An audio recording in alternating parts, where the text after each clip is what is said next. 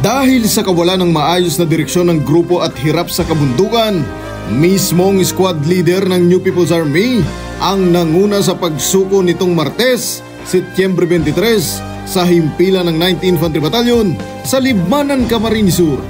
Bandang alas 10 ng umaga nang dumulog sa 9IB si alias Chris, squad leader ng Platoon 3 SRC-5 BRPC, kasama ang 13 pang kasamahan. Bit-bit ang kanilang mga armas na kinabibilangan ng 3 matataas na kalibre ng baril, 11 low-powered firearms, 5 anti-personnel mines, 1 hand grenade, 1 claymore mine, mga sangkap sa paggawa ng bomba, mga magazine, mga bala at iba pang mga kagamitan. Ang mga sumukong NPA ay malugod na tinanggap ng mga otoridad at ipinagpasalamat ang tiwalang ibinigay ng nasabing grupo.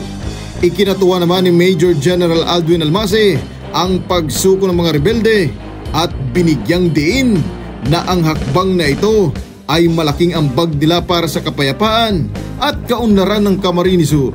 Kapayapaan para sa lahat. Jiro Banania, Sphere News.